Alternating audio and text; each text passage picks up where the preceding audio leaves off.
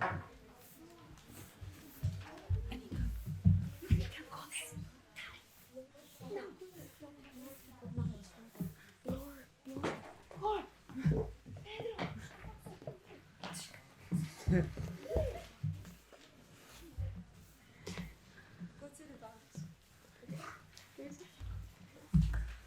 everyone and welcome to our play! Thank you so much for coming. Like, I can't even see all of you, but there's quite a few of you, I think. Like, at least like maybe 10, maybe. So we've been working really hard to direct this play for you.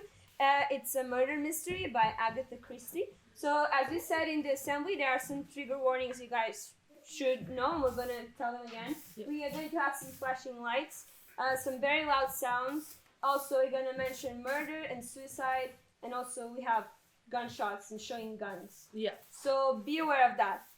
And don't forget to turn off your cell phones. We're going to have a small intermission between Act 1 and Act 2 of 5 minutes, and then we're going to run through to the end. And during the intermission, make sure to look at the Instagram stories of theatre.Isak, because we're going to have some polls, and you can kind of, like, tell us who you think done it, you know?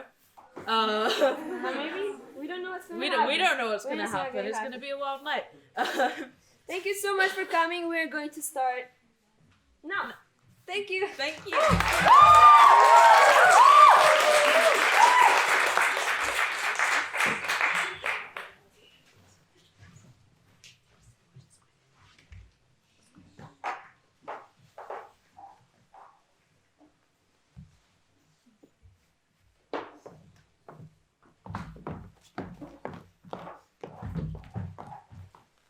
First lot to be reviving in Jim's boat. Another lot not far behind. Good evening, Fred. Good evening, Mrs. Rogers. Is that the boat? Oh, yeah.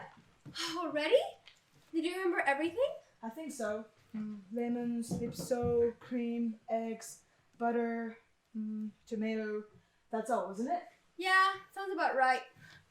Oh dear, there's so much work to do, I don't even know where to start. All these guests arrived today and no maids till tomorrow.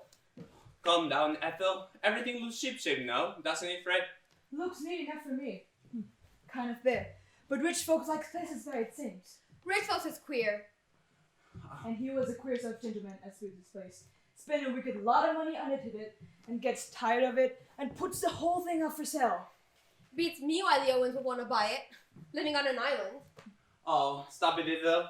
And take that stuff into the kitchen. They'll be here any minute now. Making that steep plum another excuse for a drink, I suppose. Like some others I know.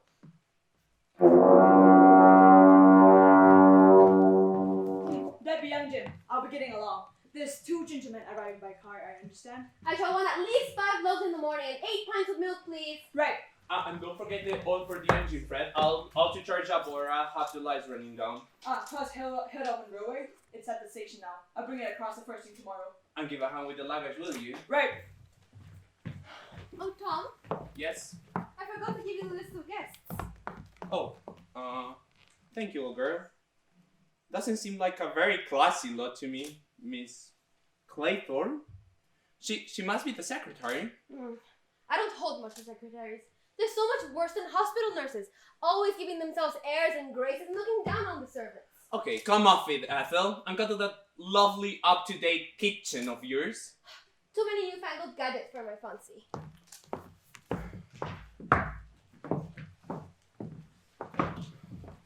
So, this is it. How perfectly lovely. Miss Claythorne? You're Rogers? Yes, good evening, miss. Good evening, Rogers. Would you give me a hand with my luggage and cats and lumbards? Very good, miss. So you've been here before? No, but I've heard a lot about the place. From Mr. and Mrs. Owen? No, old Johnny Brewer, a pal of mine. He built this place. It's a sad and poignant story. A love story? Yes, ma'am, the saddest of all. He was a wealthy old boy, fell in love with the famous Lily Logan, married her, bought the island, and built this place for her. Sounds most romantic. Poor Johnny. He thought that by cutting her off from the rest of the world, without even a telephone as means of communication, that he could hold her. But of course the fair Lily tired of her ivory tower and escaped. Yes, ma'am. Johnny went back to Wall Street, made a few more million, and the place was sold. And here we are. Well, I should probably go find Mrs. Owen. Be rather rude to leave me here all by myself. Oh, would it? Oh well. where she could be. She'll come when she's ready. In the meantime, do you think I could have a drink? I'm rather dry. Of course you could. Certainly warm after that steep climb. What's yours? No, none for me. Not on duty. A good secretary is never off duty. Really? This is exciting. What? Everything. The smell of the sea, the gulls, the beach, and of course this lovely house. I am going to enjoy myself. I think you are. I think we both are. Here's to you. You're very lovely. Where's Mrs. Owen? Mrs. Owen has been detained in London, miss. I thought you knew. What?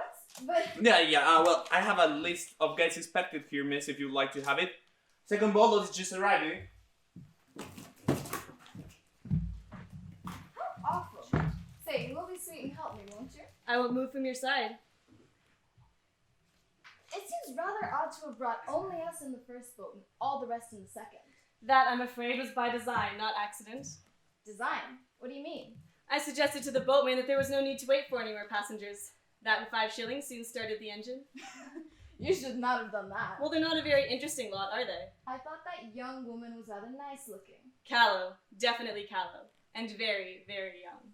I suppose you think someone in their 30s is more attractive. I don't think, my darling. I know. A wizard place you've got here. Hi, I'm Mrs. Owen's secretary. Mrs. Owen has been detained in London and won't be down until tomorrow, I'm Oh, afraid. too bad. Oh, may I introduce Captain Lombard? Miss Marston. Tony Marston. Have a drink? Yes. Thank you. Will you have whiskey? Whiskey, I think. Wonderful place you have here. Hi, Mrs. Owen has been detained in London and won't be down until tomorrow, I'm afraid. Oh, here. My name's Lombard. Have a drink, Mr. Oh, Davis. Davis is the name. Oh, and you are? Miss Marston. Tony Nice Marston. to meet you, Miss Marston. I don't mind if I do, Mr. Lombard.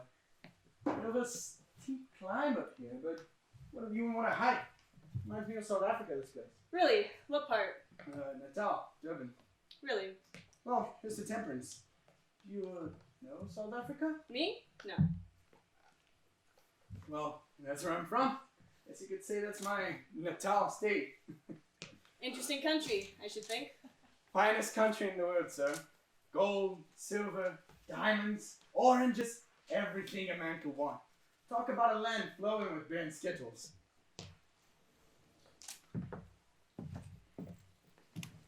How do you do?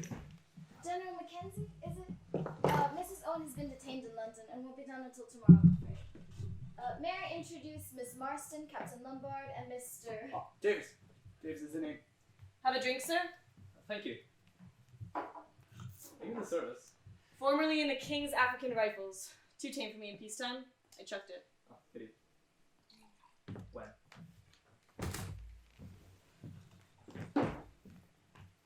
Where's Mrs. Owen? Miss Brent, is it? Mrs. Owen has been detained in London And won't be down until tomorrow. Indeed. Extraordinary. Did she miss the train? I assume so. Won't you have something? May I introduce Miss Marston, Captain Lombard, General Mackenzie? I believe you met on the boat, as well as Mr. Oh, Davis. Davis is the name. May I check your case, ma'am? Do let me get you something to drink. Whiskey and soda, dry martini. I never touch alcohol. You've never touched alcohol. I suppose you know, young man, that you left us standing there on the wharf. I'm afraid, Miss Brent, I was to blame for that. I wanted to... It looks to me most extraordinary that Miss Owen should not be here to receive her guests. Perhaps she's just the type of person that can't help missing trains. That's the type of reckon she is. Not at all. Miss Owen isn't the least like that. Perhaps it was her husband's fault. She hasn't got a husband. I should like to go to my room. Of course, I'll take you there. Mrs. Rogers is upstairs, miss. She will show you to your room.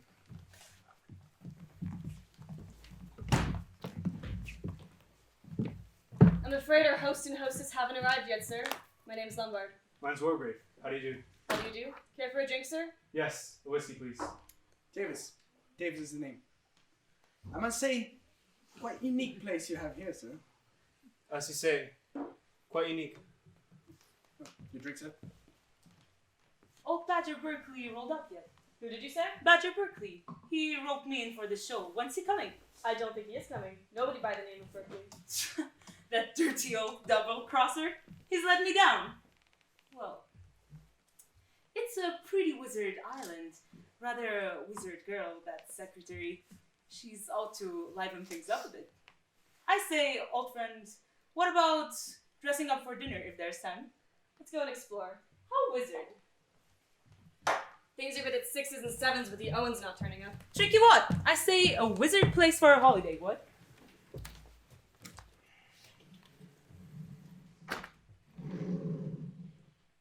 Aren't you gonna sit down? Well, to tell you the truth, you seem to be in my chair. Oh, I'm sorry. I didn't realize you were one of the family. No, it's not that. You see, I live at the Bedroom Club, have for the past 10 years. And my seat is just about there. I can't keep sitting anywhere else, I'm afraid. Becomes a bit of a habit. Certainly does. Thank you.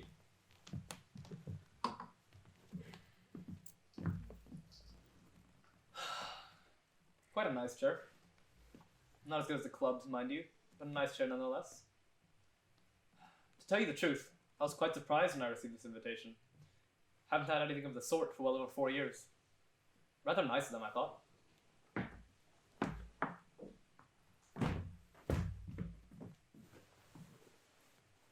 I have your keys, sir. Is Lady Constance Cummington expected here? Can you tell me? Lady Constance Cummington? I don't think so, sir. Unless she's coming down with Mr. and Mrs. Owen. Oh. Can I have your keys, sir? No, thank you. I'll unpack for myself. Very well. Dinner is at 8 o'clock. Should I show you to your rooms? Please. After you, please. Thank you.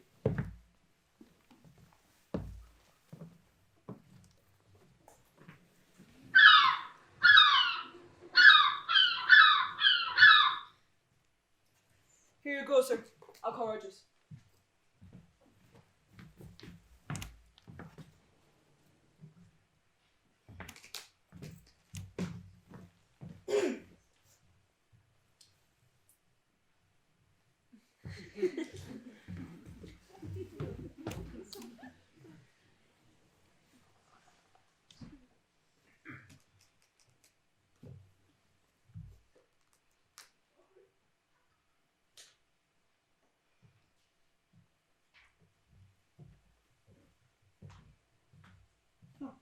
How are you? Davis. Davis is the name. Mine's Armstrong. Dr. Armstrong, I believe. Yes.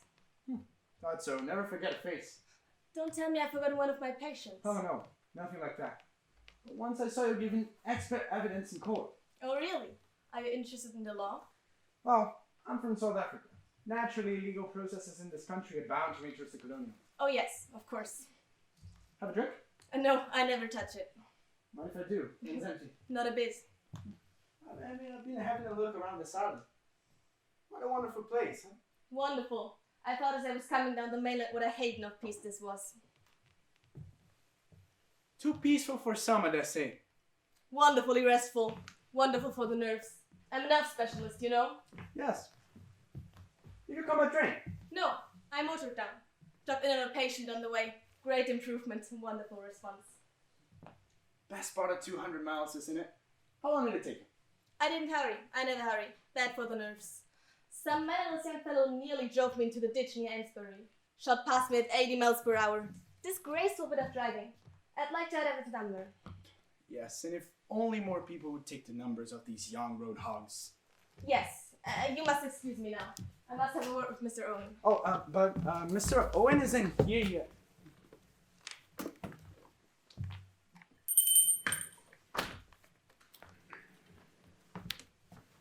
You rang, sir?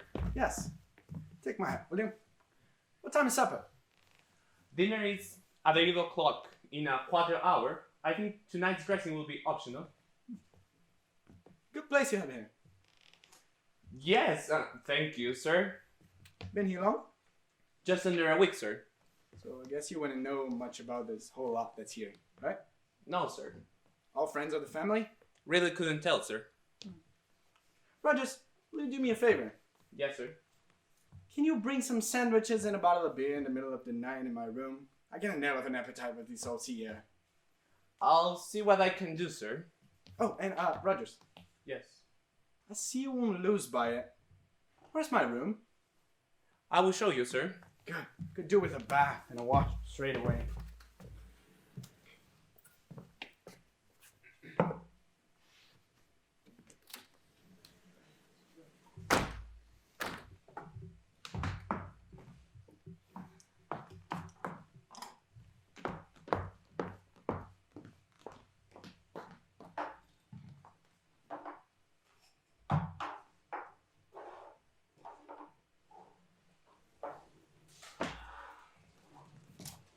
Oh, there you are, Rogers.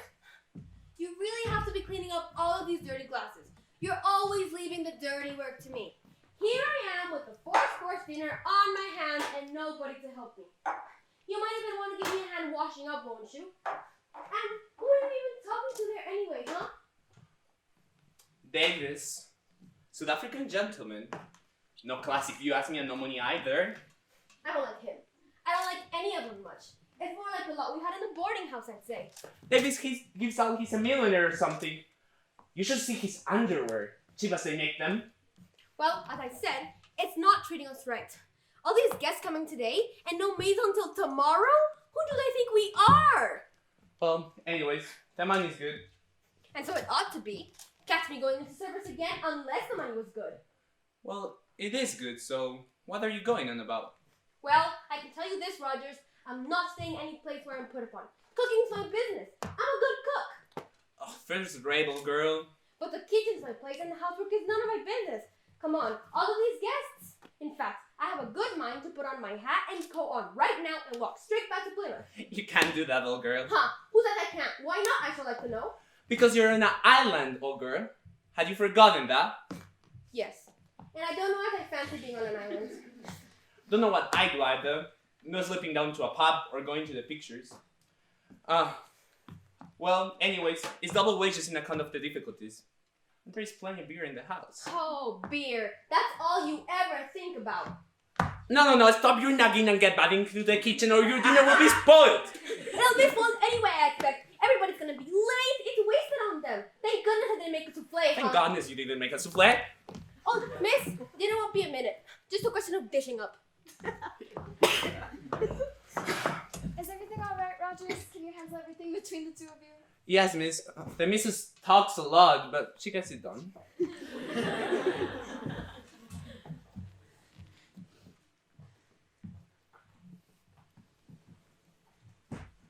What a lovely evening.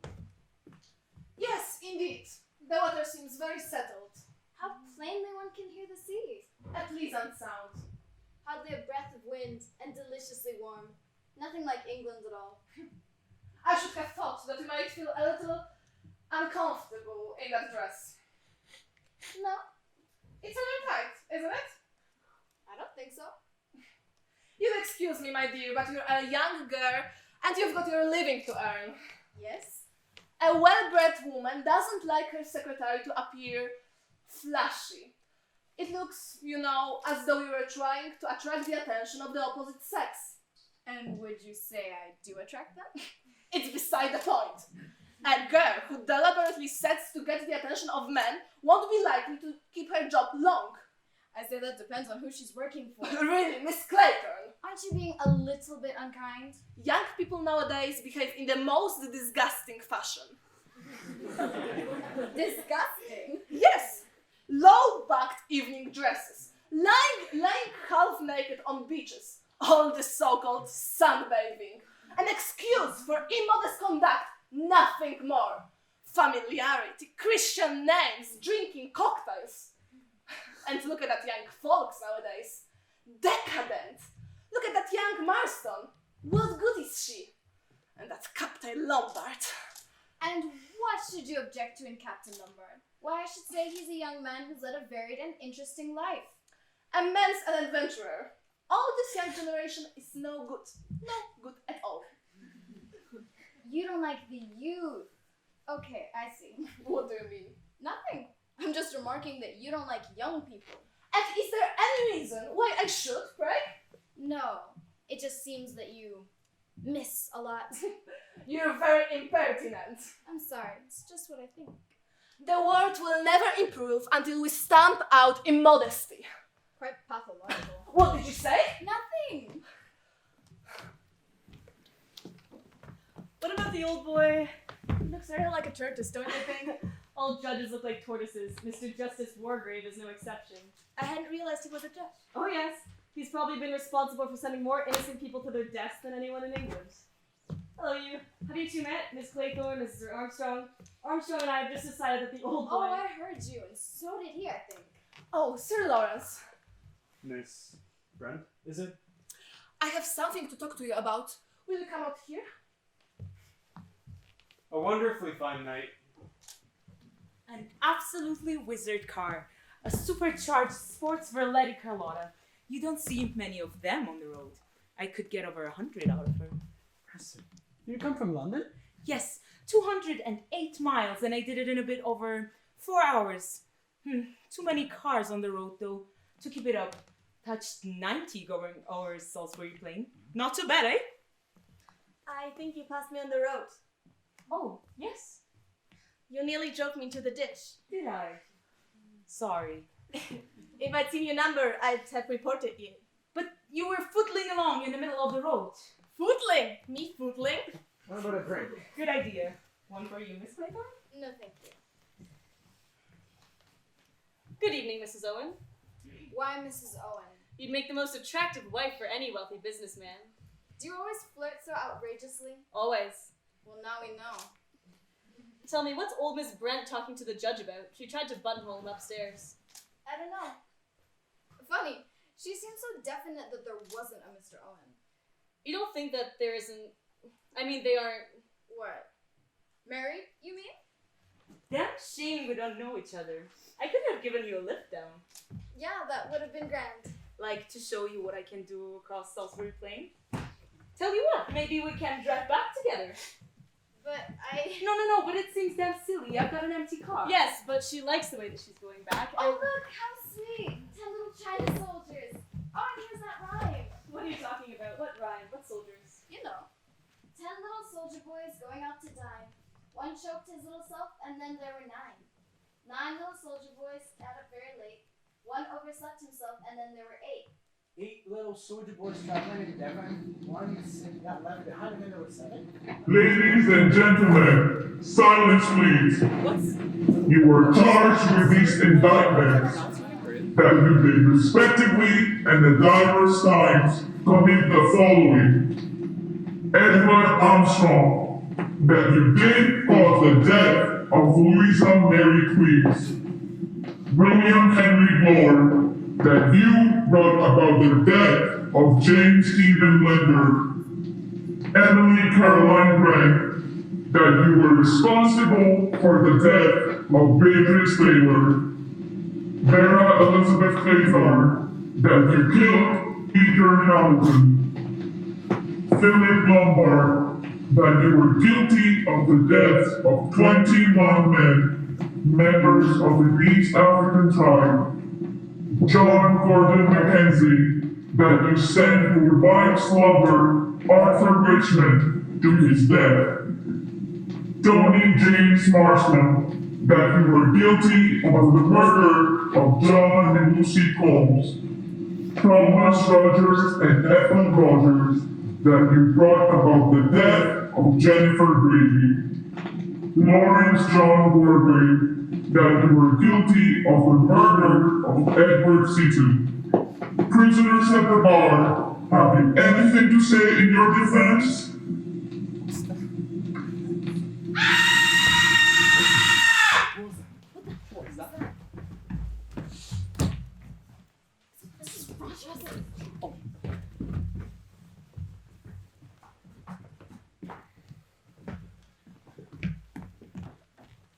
She'll be alright. She's fainted, that's all. Get some brandy. Rogers, get some ready. Who was that speaking? It sounded What's going on here? What kind of practical joke was Where that? the devil did that voice come from? Here we are. You were charged with these indictments. Oh, it's horrible! Heartless and practical joke. So you think it's a joke, don't you? What else would it be? At this point, I'm not prepared to give an opinion. who the devil turned it on though and set it going. That is precisely what we must inquire very carefully. Oh dear me! Oh dear me! Yeah, Phil, it's fine.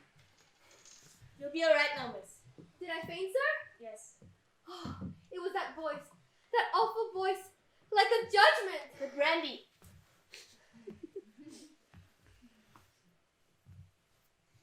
I'll be alright now. Give me a turn. Yeah, give me a turn too. Wicked lie it was. I'd like to know. Who was it that put that record on the gramophone? Was it you, Rogers? I was just obeying sir or orders. That's Whose all. orders? Mr. Owens? Let me get this quite clear. Mr. Owen's orders were what exactly? I was to put the record on the gramophone in the study. I was to find the records in the drawer in there.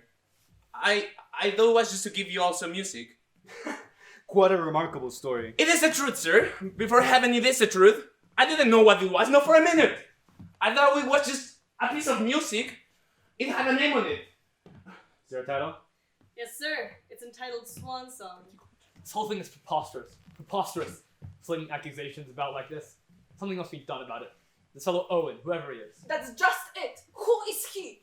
That is precisely what we will inquire into very carefully. Now then, Rogers, I suggest you get your wife to bed. Then come back here immediately. Yes, sir. I'll give you a hand. Will she be alright, Doctor? Yes, quite alright.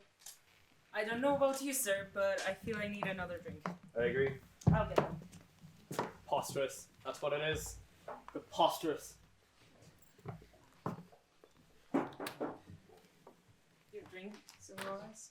I should like a glass of water, please. Yes, I'll get it. I could use some whiskey myself.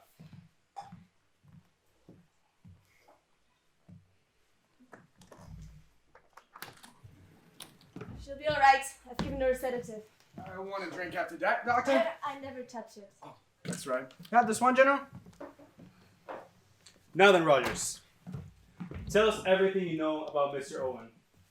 Mr. Owen, well, he owns this place. I know that much. What I want you to tell me is what you yourself know about the man. Well, sir, you'll see. I've never met him. What do you mean you've never met him? Yeah, we've been here just under a week. My wife and I, we were engaged by the registry office, the Regina in Plymouth. High-class firm, can check in that. Have you got the letter? The letter engaging us? Yes, sir. Should be somewhere.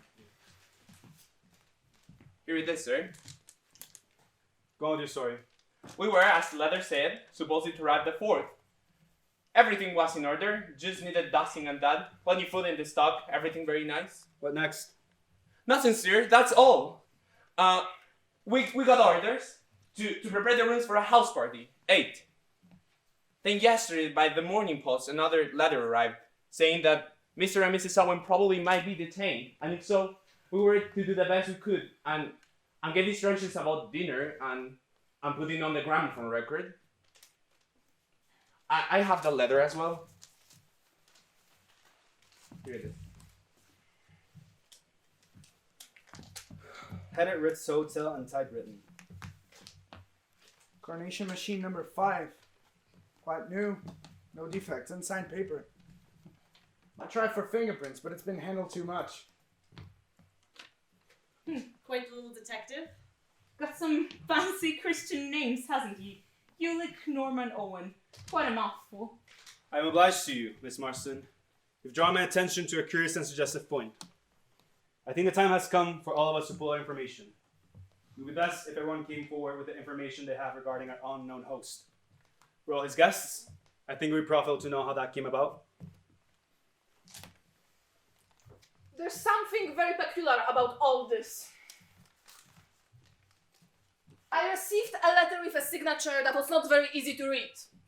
It purported to be from a woman whom I had met at a certain summer resort 2 or 3 years ago. I took the name to be Ogden. I am quite sure I have never met or become friendly with anyone of the name Owen. Have you got the letter? Yes, I will fetch it for you. Thank you. Straightforward? I never actually met Mrs. Owen. I wanted a holiday post and I applied to a secretarial agency, Miss Greenfels, in London. I was offered this post and accepted. You were never interviewed by a potential employer? No. Here's the letter.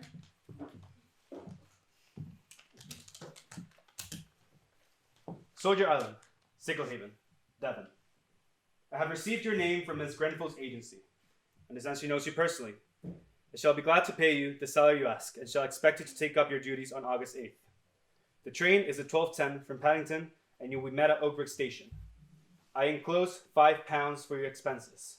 Yours truly, Una Nancy Owen. Thank you. Smarson? Don't actually know the Owens. Got a wire from a pal of mine, Badger Berkeley. Told me to roll up here. Surprised me a bit, because I had an idea the old horse has gone to Norway. I haven't got the wire. Thank you. Dr. Armstrong? In the circumstances, I may admit that my visit here was professional. Mr. Owen wrote me because he was worried about his wife's health, and he wanted a report without her being alarmed. So he suggested that my visit should be regarded as the one of an ordinary guest. You had no previous acquaintances with the family? A colleague of mine was mentioned, and a very handsome fee was suggested. I was due for holidays anyway.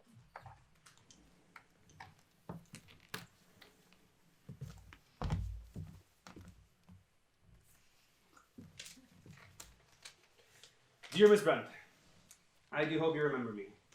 We were together at Bellhaven Guest House in August some years ago, and we seem to have so much in common. I'm starting a guest house of my own on an island off the coast of Devon. I think there is really an opening for a place where there's good plain English cooking and a nice old-fashioned type of person. None of this nudity and gramophone staff tonight. I shall be very glad if you could see your way to spending your summer holiday on Soldier Island, as my guest of course. I suggest August 8th, 12:40 from Paddington to Oakbridge. Yours sincerely, UN. I see. The signature is slightly ambiguous. I like the nudity touch. Here's my own decoy letter. For an old friend of mine, Lady Constance Cummington. She writes in her usual vague, incoherent ways and urges me to join her and her hostess here in this island. She describes her host and hostess in the vaguest of terms. Look here, I've just thought of Hang on a second. But We'll take one thing at a time, Captain Lombard, if you don't mind. General Mackenzie? Got a letter from this fellow Owen. Thought I must have met him sometime at the club. He mentioned some old cronies of mine who were to be here. Hope that excused the informal invitation. I haven't kept the letter, I'm afraid. Thank you. Now, Captain Lombard? same sort of thing. Invitation mentioning mutual friends. Haven't kept it either. Thank you. Just now, we've had a somewhat disturbing experience. An apparently disembodied voice spoke to all of us by name, uttering certain definite accusations. We will deal with those accusations presently. At this point, I am more preoccupied with a minor point.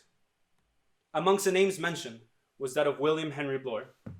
But as far as we know, there is no one by the name of William Henry Bloor amongst us. The name Davis was not mentioned. Have you got anything to say about that, Mr. Davis? Well, cat's out of the bag, I suppose. Must say my name is not Davis. You're William Henry Bloor? That's right. I'd like to add something to that.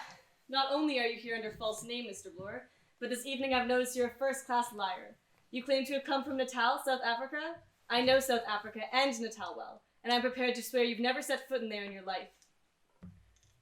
I believe you have gotten me wrong. I'm an ex-CID man. Oh, a copper. I have my credentials and I can prove them. I run a detective agency in Plymouth. I was put onto this job. By whom? Mr. Owen, of course. Sent me a letter with quite a big sum of money. Told I was to come here and join the house party posing as a guest. Also sent a list with all your names and told me I was to keep an eye on you. Any reason given? Said Mrs. Owen had some pretty valuable jewels. Mrs. Owen, my ass. I don't even think that person exists. I think your assumptions are justified. Una Nancy Owen, Ulick Norman Owen, every time UN Owen, or by a slight stretch of the fancy, unknown. But it's fantastic! Mad! Oh yes, I'm sure that whoever it is that has enticed it here is a madman. Probably a dangerous homicidal lunatic. Oh my god. Whoever it is that has enticed us here has taken their time to learn a great deal about us. A very great deal. And out of his knowledge concerning us, he has made very definite accusations. That's did. just. I wish to say this. Our unknown friend accuses me of the murder of one Edward Seaton. I remember Seaton perfectly well. He came over before me for trial on June 1930. He was charged with the murder of an elderly woman. He was very ably defended and made a good impression in the jury in the witness box. Nevertheless, in the evidence, he was certainly guilty. I summed up accordingly and passed on, and the jury came back with a verdict of guilty. In passing sentence of death, I fully concur with this verdict. The appeal was lodged on the grounds of misdirection. It was dismissed and the man was duly executed. I wish to say before all of you that my conscience is perfectly clear. I passed on a sentence on a rightly convicted man, did my duty and nothing more. Did you know Seaton at all? I mean, personally? I had no previous acquaintance with Seaton. The old boy's lying. I'll swear he's lying. Fella's a madman. Absolute madman. Got a bee in his bonnet. Got hold of the wrong end of the stick all the way around. Best to leave this sort of thing unanswered, really. However, I feel I must say no truth. No truth whatsoever in what he said about young Arthur Richmond. Richmond was one of my officers. I sent him on reconnaissance in 1917. He was killed. Also feel, I must say, resent very much the slur on my wife. Been dead a long time. Best woman in the world. Absolutely. Caesar's wife. I've just been thinking. John and Lucy Combs. Must have been a couple of kids I ran over near Cambridge. Beastly bad luck. For them or for you? Well, I was thinking for me. But, of course, you're right, sir. It was damn bad luck for them, too. Well, of course it was pure accident. They ran out of some cottage or other. I had my license suspended for a year. Beastly nuisance. That's wrong. All wrong. Young people like you are a danger to our community. Well, I couldn't help it. Just an accident. May I say a word, sir? Go ahead, Rogers. There was a mention, sir, of me and Mrs. Owen, and of Miss Jennifer Bradley. There isn't a word of truth in it, sir. We were there where Miss Bradley died. She was always in poor health. From the time we came to her. There was a storm, sir. The night she died. We couldn't get the doctor to her. The telephone was out of order. I went for him, sir, on foot. But he didn't make it. It was too late. We would have done everything possible for her. Devoted to her we were. Anyone will tell you the same. There was never a word said against us. Never a word. Ran into a nice little something at the time of her death, didn't you? Miss Brady left us a legacy in recognition of her faithful service. And why not, I would like to know. What about yourself, Mr. Bloor? What about me? Your name was on the list? Yes. Lender. It was the one in commercial bank robbery. I remember the name, though it didn't come before me. You were the police officer in charge of the case. He was convicted on your evidence. I was, my lord? He was sentenced to a lifetime in jail. Died in Dartmoor a year later. He was a delicate man. He was a crook. It was him to put the night watchman out. Case was clear from the start. You were complimented, I think, on your able handling of the case. Yes, I got my promotion. I was only doing my duty. Convenient word, duty. What about you, Doctor? I am at a loss to understand the matter. The name meant nothing to me. What was it? Close? Close? I can't remember having a patient of that name, or it being related to a death in any way. The thing's a complete mystery to me. It might have been one of the operation cases in hospital. They come too late, so many of these people. And then when the surgeon's dead, it's always the surgeon's fault. And then it's better to take up nerve cases and give up surgery altogether. Some, of course, give up drink. I protest. You've no right to insinuate such things. I never touch alcohol. My dear fellow, I never suggested that you did. Besides, Mr. Unknown is the only one with all the facts. What about you, Miss Claythorne? I was nursery governess to Peter Hamilton. We were on vacation in Cornwall. He was forbidden to swim out far. One day when my attention was distracted, he set out. As soon as I saw what happened, I swam after him. He was gone before I could get to him. Is there an inquest? Yes, I was exonerated by the coroner. His mother didn't blame me either.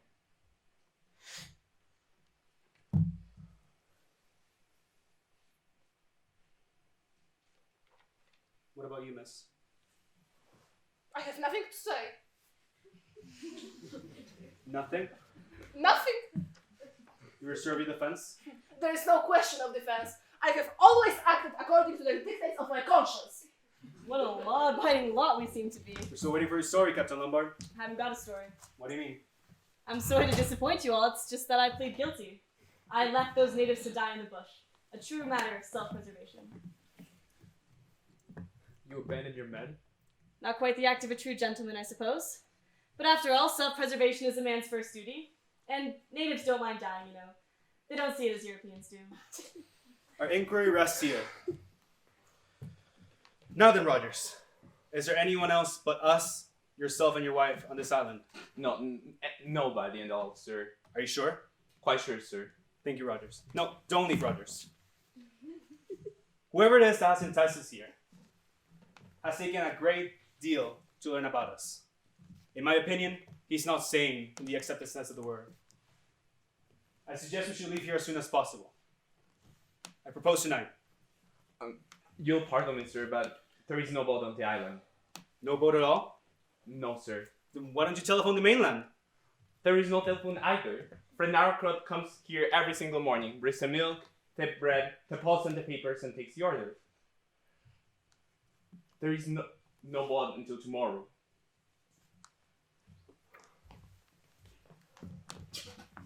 Well, quite unsporting, what? Out to ferret out the mystery before we leave. The whole thing's like a detective story. Positively thrilling. At this point in my life, I've got no desires for thrills. Well, the legal life's narrowing. I'm all for crime. Here's to it.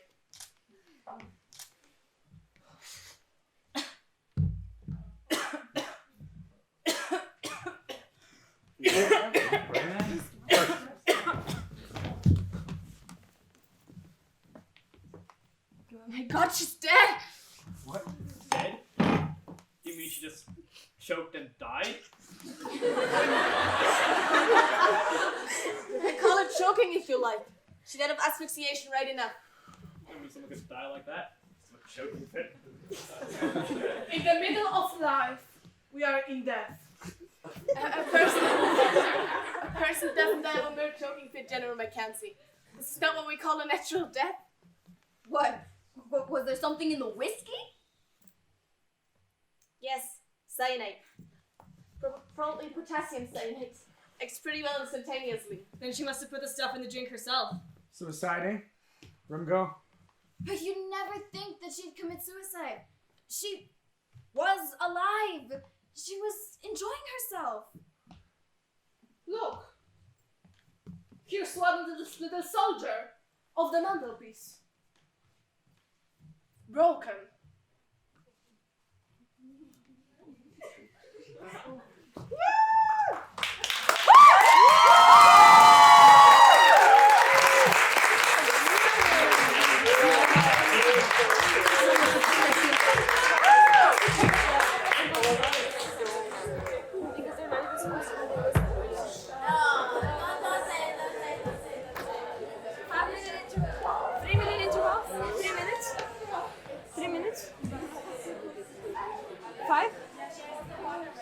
Thank you so much. We're going to have a 5-minute interval before the next act. Thank you.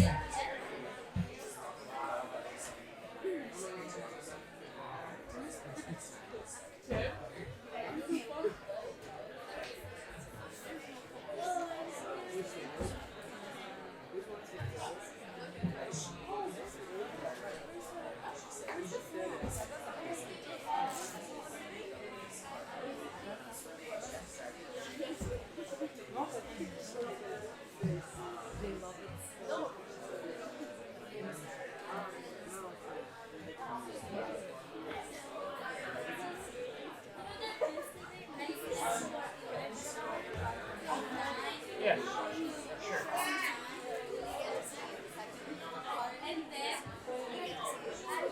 Every picture of you.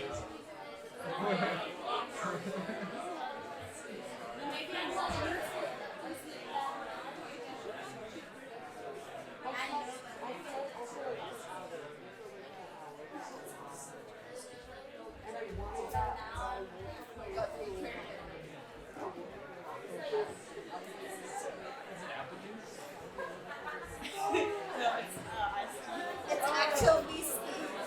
No, Mark. It was this way, but this is COC, you know, it was They didn't just say whiskey, it was the Obviously. It's COC. No, I thought it was apple juice.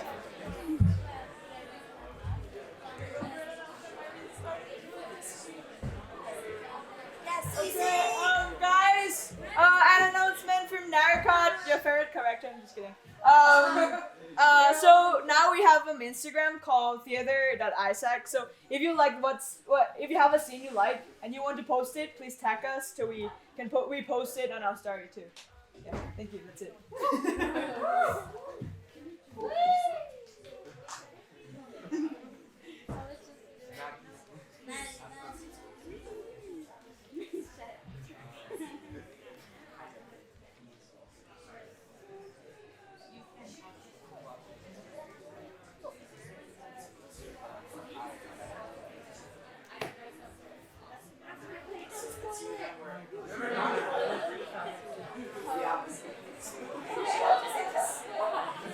It's like old-fashioned, like 50s.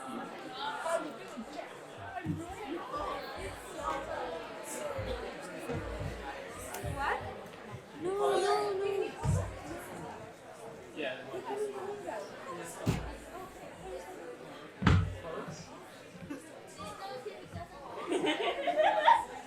I don't know, they want you to close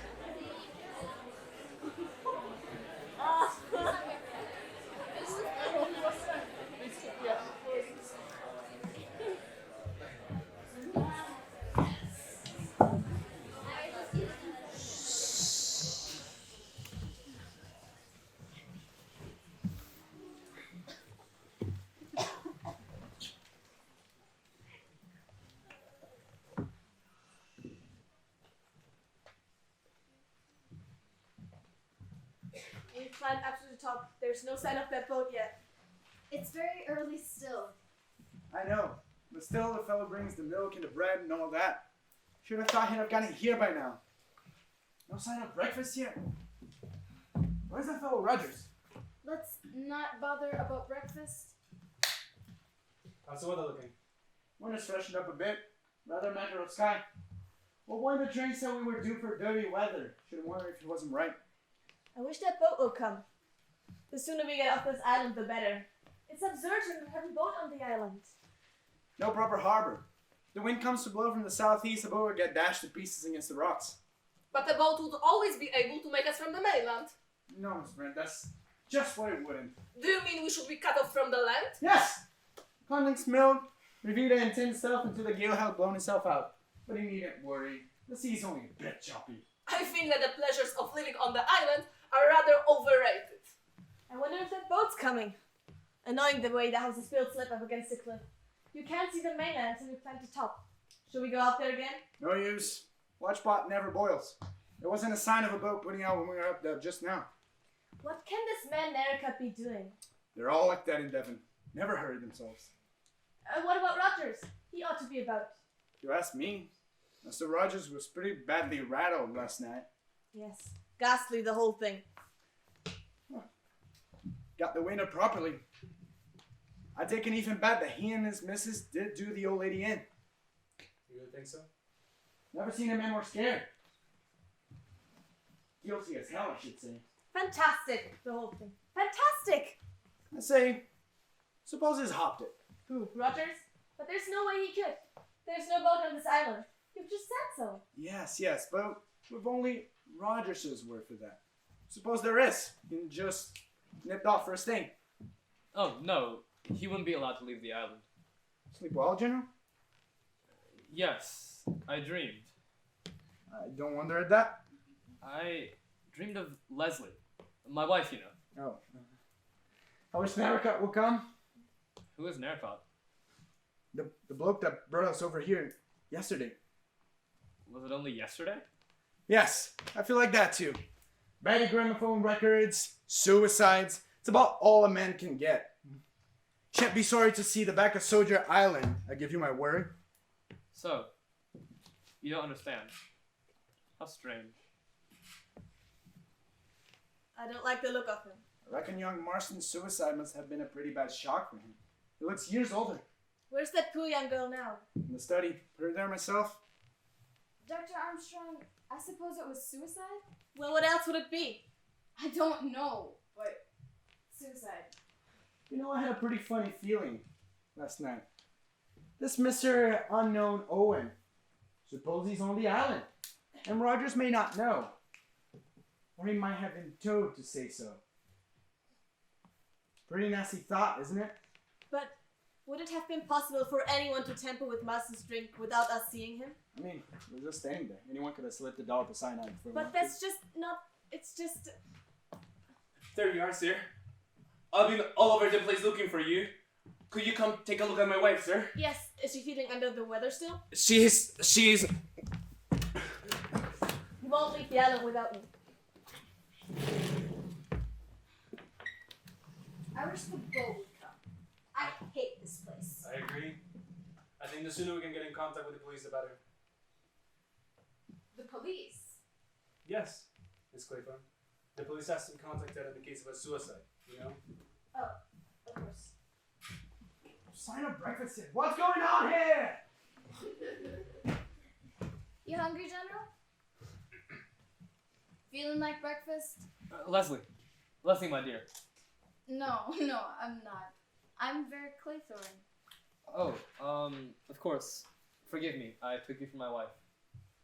I thought your wife died a long time ago. Yes. I thought so too. But I was wrong. She's here. On this island. Good morning. Good morning, Captain Lombard. Good morning. Seem to have overslept myself. Boat here yet? No? Bit late, isn't it? Yes. Good morning. You and I could have had a swim together before breakfast. Too bad all this. Too bad you overslept yourself. You must have some good nerves to sleep like that. Nothing makes me lose my sleep. Didn't dream of African natives by any chance, did you? No. Did you dream of convicts on Dartmoor? I don't like this, Captain Lombard. Well, you started it, you know. I'm hungry. Where's breakfast? Well, the whole domestic staff seems to have gone on strike. Oh. Well, we can always forage for ourselves. Hey, that's strange. What is? You remember how we found one of these little fellas smashed last night? Yes, that ought to leave 9. That ought to leave 9. I'm certain there were 10 of them here when we arrived. And? There's only 8. So there are. I think it's queer. Don't you? Probably only were 9 to begin with. We only assumed they were 10 because of the rhyme. Hello, Armstrong. What's the matter? Mrs. Rogers is dead. No? No? How? Rogers thought she was still under the influence of the sleeping draught I gave her and came down without disturbing her. He did this room and lit the kitchen fire. And then as she hadn't appeared, he went up, was alarmed by the look of her and went hunting for me. She's been dead about 5 hours, I should say. What was it? Heart? It may have been. Impossible to say. Suppose she could have been poisoned, right, Doctor? It's perfectly possible. Same stuff as young Marston? No, not cyanide. It must have had been something hypnotic or narcotic. One of the barbiturates. Or chloral. Something like that. Gave her some of your sleeping powders last night, didn't you? Yes, I gave her a mild dose of luminol. Didn't give her too much, did you? Certainly not. What do you mean? Oh, no offense. No offense. I just thought maybe if she had a weak heart, you know? The amount I gave her could not have hurt anyone. Then what exactly did happen? Impossible to say without an autopsy. If this had happened in the case of one of your private patients, what would have been your procedure? Without any previous knowledge about the woman's state of health, I could certainly not give any certificate. She was a nervous-looking creature. She had a bad fright. Perhaps it was heart failure. Her heart certainly failed to beat. But what caused it to fail? Conscience! What do you mean by that? You all heard. She was accused, together with her husband, of having deliberately murdered her former employer, an old lady. You think that's true, Miss Brand? Certainly. You all saw her last night. She broke down completely and fainted. The shock of having her wickedness brought home to her was too much for her. She literally died of fear. It is a possible theory. One cannot adapt it without any more knowledge about her state of health. If there was any latent maniac weakness or... Call it, if you prefer, an act of God. Oh no, Miss Brand. You regard it as impossible that a sinner should be struck down by the wrath of God? I do not. My dear lady, in my experience of ill-doing, Providence leaves the work of chastisement and conviction to us mortals. The process is often fraught with difficulties. There are no shortcuts. Let's be practical here. What did a woman have to eat or drink before she went to bed? Nothing. Nothing at all? Not a cup of tea, not a glass of water?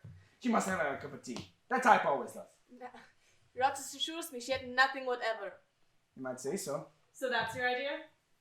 Well, why not? You all heard that accusation last night. Miss Brand thinks it's true for once. He and his missus did do the old lady in. They're feeling quite happy about it. Happy? Well, they know there's no immediate danger to them. Then last night some lunatic just goes and spills the beans. What happens is the woman cracks, goes to pieces. Did you see him hanging around her when she was coming to? Not a husbandly solicitude, not in a sweet life. He was like a cat on hot bricks, and that's the position. He done a murder and got away with it. But if it's all going to be raked up again now, is that the woman who gave the show away? She hadn't got the nerve to brazen it out. And him? He's all right. He'll go and lie until the cows come home, but he can't be sure of her. So what does he do? Slips a nice little something into a nice little cup of tea.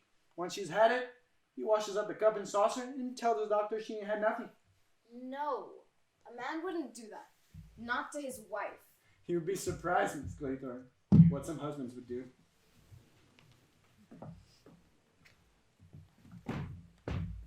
Excuse me, miss. I'm getting on with breakfast. It's lunch that's worrying me. I'm not as good as a hand of a cook, I'm afraid. Could cold tongue and gelatin be satisfactory? I could also manage some fried potatoes, and biscuits, and thin fruit, and cheese. That would be fine, Rogers. Lunch! Lunch! We shall be here for lunch. When the hell's the boat coming? Mr. Blow! What? You pardon me, sir, but the boat won't be coming. What? Is there anything else I can do for you? No, thank you, Rogers.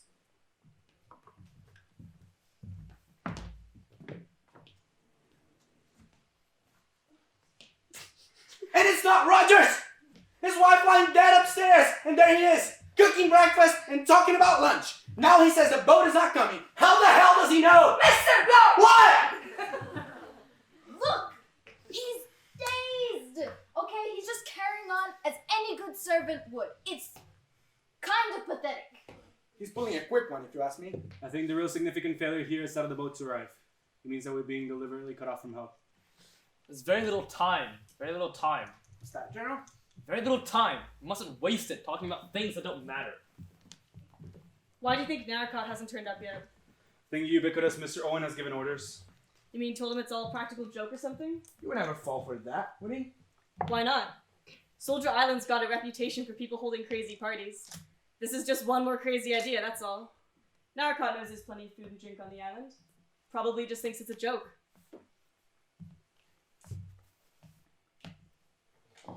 Okay, but what if we lit a bonfire up on the top of the island so that they'd see it? That's probably been provided against. All signals are to be ignored. We're cut off, alright. Isn't there something we can do? Oh yes, we can do something. We can find the fine gentleman who staged this little joke, Mr. Unknown Owen. I'll bet you anything he's on this island, and the sooner we get to him, the better. Because as I see it, he's as mad as a hatter, as dangerous as a rattlesnake. Hardly a good simile, Captain Lombard. A rattlesnake at least gives a warning of its approach. A warning? That's our warning. 10 little soldier boys. There were 10 of us after Narcot left, weren't there? 10 little soldier boys going out to dine. One went and choked himself, and then there were 9. Marston choked herself, didn't she? And then 9 little soldier boys stayed up very late. One overslept himself. Overslept himself? That last part fit Mrs. Rogers pretty well, doesn't it? You don't think he wants to kill us all? Yeah, I think he does. And each one fits with the rhyme. It's impossible. It's coincidence. It must be coincidence. Only 8 soldier boys left. I suppose that's coincidence as well. What do you think, Blore? I don't like it. But there's no one on this island. We're not so sure of that. This is terrible. None of us will ever leave this island. Can somebody shut up, Grandpa? Don't you agree with me, Sir Lawrence? Up to a point, yes. Then the sooner we get to work, the better. Come on, Blore. Armstrong, we'll make short work of it. I'm ready. No one's have a revolver by any chance. Is it too much to hope for? I've got one. Could you just carry that with you all the time? Usually. I've been in some tight places, you know. Well, I don't think you've ever been in a tighter place than you are today. There's a homicidal maniac in this island. He'll have a whole arsenal at his disposition, and he will use it. You may be wrong, Deblo. Many homicidal maniacs are very quiet, unassuming people. Delightful fellows. You may not know there's anything wrong with them. Well, if Mr. Unknown Owen turns out to be one of those, we'll leave him to you, you know. Now, Captain Lombard, let's make a start. I suggest you search the house, and we'll do the island. Right. House ought to be easy. No secret doors or sliding panels. Mind he doesn't get you before you get him. Don't worry. But you two better watch out. Remember, one got left behind. Let's go, Doctor. Quite an energetic young fella, that Captain Lombard. Don't you think he's right? If there's someone hiding on this island, they're bound to find him. It's practically bare rock. I think this problem requires brains to solve, rather than brawn. Where are you going? I'm gonna go sit outside in the sun and think, my dear young lady.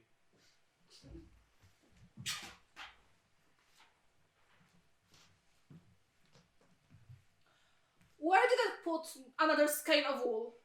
Perhaps you left it upstairs. Would you like me to go get it? No, I'll go. I know where it's likely to be.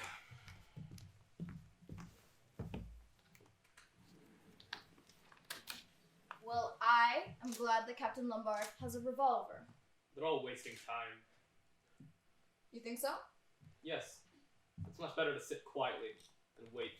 Wait for what? For the end, of course.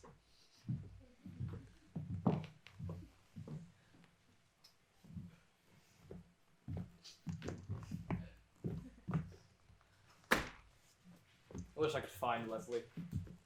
Your wife? Ah, yes. I wish you'd known her. She was so pretty, so gay. Was she? Yes. I loved her very much. Of course, I was a lot older than she was. She was only 27, you know? Arthur Richmond was 26. He was my ADC. Leslie liked him. They talked of music and games together. I was pleased. I thought she took a motherly interest in the boy. Damn fool I was, wasn't I? No fool like an old fool. Exactly like a book. The way I found out. When I was out in France, she wrote both of us. Put the letters in the wrong envelope. So I knew. Oh. It's alright, my dear. It was a long time ago. But you see, I loved her very much. And I believed in her. I never said anything to him. Instead, I let it gather. Inside here. A slow, murderous rage. Damned young hypocrite. I'd liked the boy. Trusted him. Oh, I wonder what the others are doing. I sent him to his death. Oh, no. It was quite easy. Mistakes were being made all the time. All anyone could say was that I'd lost my nerve a bit, made a blunder. Sacrificed one of my best men. Yes, it was quite easy. Leslie never knew. I never told her I found out. We went on as usual for a while, but nothing was quite real anymore. She died of pneumonia. She had a heart-shaped face, grey eyes, and brown hair that curled. Don't. Yes, I suppose In a way, it was murder. Curious, murder. I've always been such a law-abiding man. Didn't feel that way at the time, of course. So it was damn well right. That's what I thought. But after, well, you know, don't you? What do you mean? So, you don't understand. I thought you would. I thought you'd be glad too that the end was coming. We're all going to die, you know? Don't know. You're young. You haven't gotten to that yet. Oh, the relief. The blessed relief when you know that you've done with it all. That you haven't got to carry the burden any longer. General. Don't talk to me that way. You don't understand. I'm going to sit here and wait. Wait for Leslie to come to me. Jesus Christ. All correct? No secret passages? One corpse. Don't! I say, you are better. How about a drink to steady your nerves? A drink? Is that all you can say? 2 corpses in the house at 9 in the morning. Have a drink. An old man going quite crackers. Have a drink. 10 people accused of murder. That's okay. Have a drink. Everything's okay as long as you just have a drink. All right. Stay thirsty. You're nothing but an adventurer. A waster. You make me tired. I say, you are better. What's the matter, my sweet? I am not your sweet. I'm sorry, I rather thought you were. Well, you can think again. Come now, you don't really think that way. We've got something in common, you and I. Rogues and murderers can't fall out. Rogues and murderers? So you don't like the company of rogues and murderers, and you won't have a drink? I'll keep searching.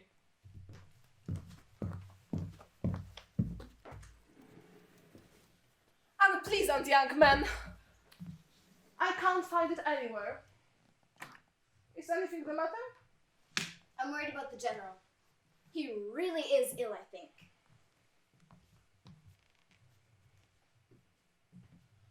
Looking out for the boat, General?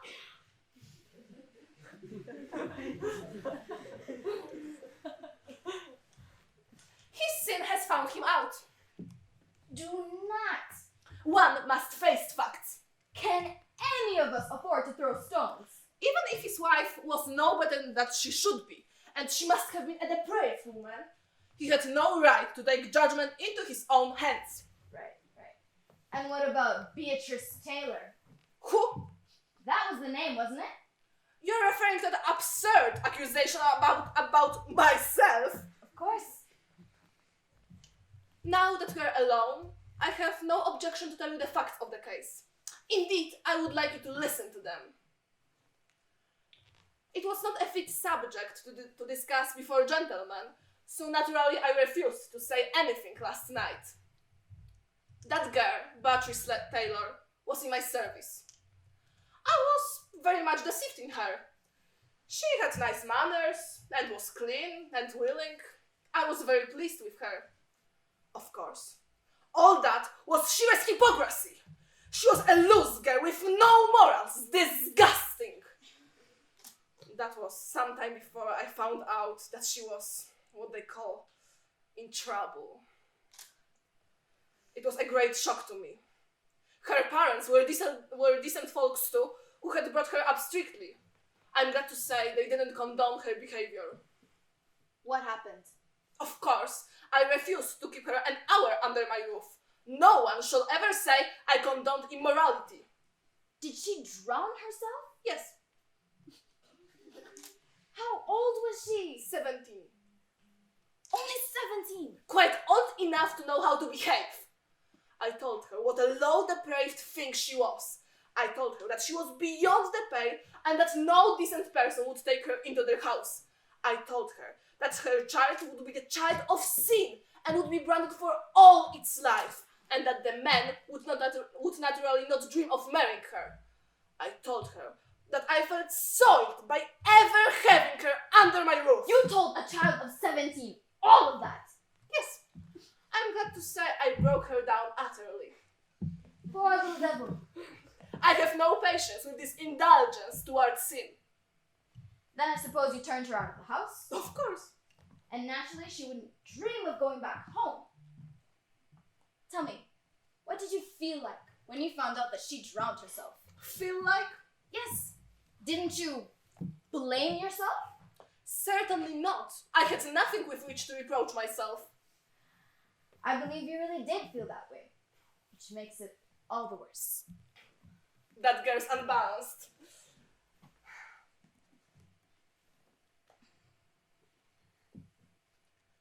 The hidden are sunk down in the pit that they made. In the net which they hid is their own foot taken. The Lord is known by the judgment he executeth. The wicked is snared in the work of his own hand. Breakfast is ready. The wicked shall be turned into hell. Be quiet. Miss, do you know where the gentlemen are? Breakfast is ready. Sir Lawrence is sitting out in the sun. Mr. Glore and Dr. Armstrong are still searching the island. I wouldn't worry about them.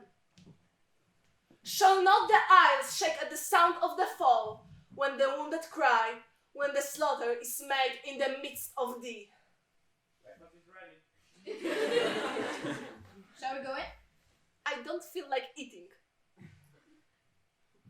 Then all the princes of the sea shall come down from their thrones and lay away their robes and put off their broidered garments.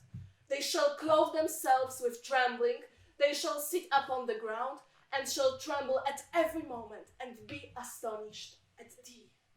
Reading aloud, Miss Grant? Yes, it is my custom to read a portion of Bible every day. Very good habit, I'm sure. What luck did you have? There's no cover on the island, no caves. No one could hide anywhere. That's right. How about the house, Plumber? Nothing. I'll stake my life as known as house except for us. I've checked it from attic to cellar. Breakfast is getting cold. Come on, Blur. You've been griping about breakfast since you got up. Let's eat, drink, and be merry. For tomorrow we die, or who knows, even today. You ought to be ashamed of such levity, Captain Lombard. Come on, breakfast. Come on, Captain, can't have this. Breakfast, I say, sir. One got left behind. There's a knife in Mackenzie's back.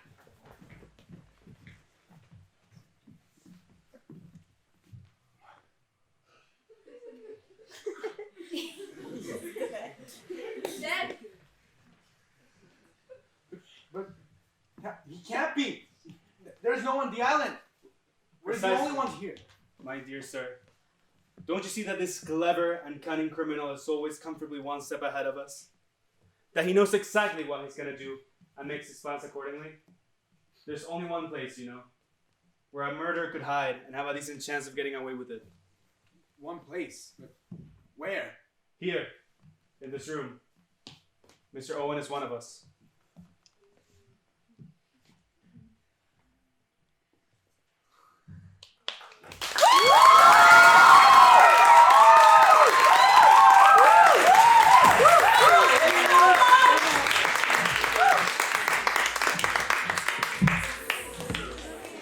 Where's the micro? Where's the micro? Where's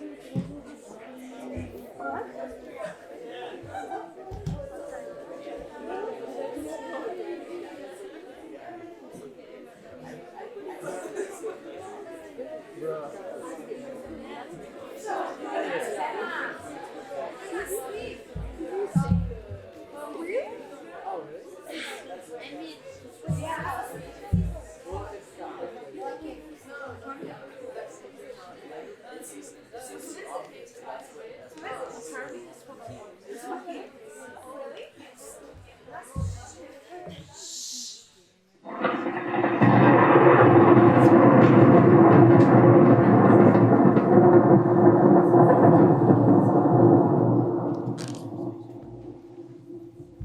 Lawrence, Yes, Mr. Buller?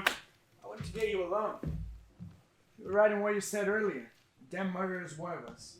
I think I know which one. Really? Ever heard of the Lizzie Borden case in America? Old couple killed with an axe in the middle of the morning. No one could have done it but the daughter. Respectable, middle-aged spinster. Incredible. So incredible they acquitted her. But there was no one else that could have done it. So that's your answer to the problem, Miss Emily Brandt? She's as mad as a hatter. Religious med, I'll tell you. She's the one. We must watch her. It's interesting. I thought your suspicions were formed in a different quarter. Yes, but I've changed my mind, and I'll tell you why. She's not scared. She's the only one who isn't. Why? Because she knows quite well she's in no danger. We made some coffee. Cold in here, isn't it?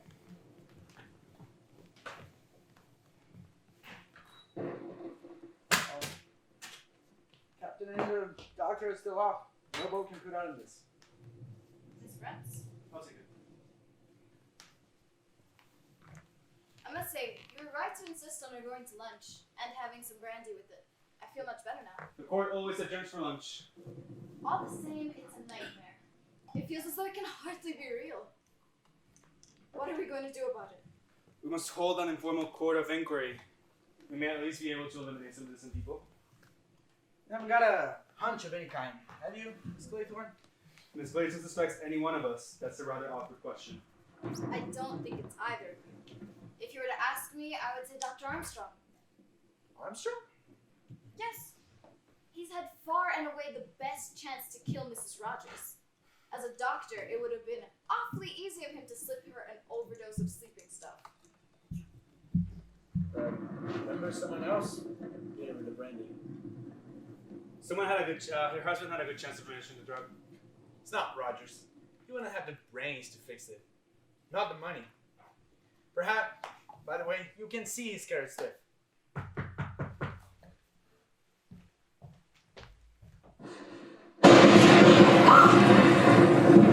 Thank God it's something like a storm. Oh, it's only you. Who did you think it was? Beatrice Taylor?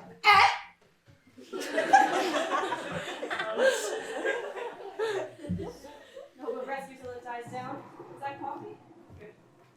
I'm taking a coffee now, see. Such restraint in the face of danger is nothing short of heroic.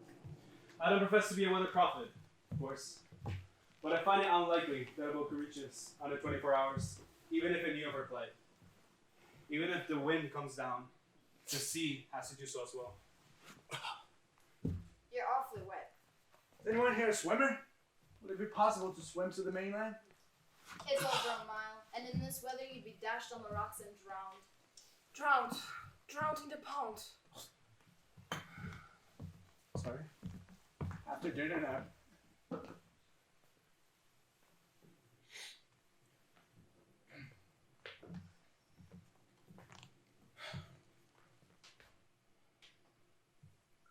Should I light a fire? It's quite cold in here.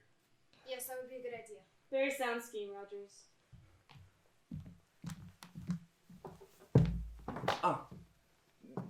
Does anyone know what has been of the top bathroom curtain? Really, Rogers, are you going bats too? The bathroom curtain?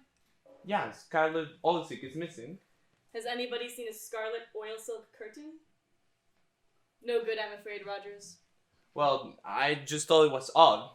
Everything on this island is odd.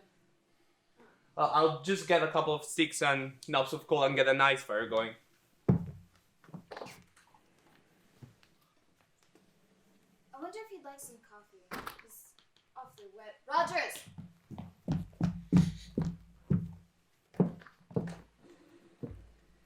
What's become of Armstrong? Back to his room to rest. Somebody probably batted him one by now. I suspect he had the goodwill to bolt his door. Won't be so easy now that we got our guards up. I wouldn't be so confident, Mr. Bloor. We're all in great danger.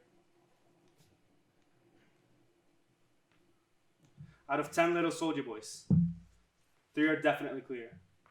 There are only 7 of us left. Seven little soldier boys. One of whom is a bogus little soldier boy. Exactly.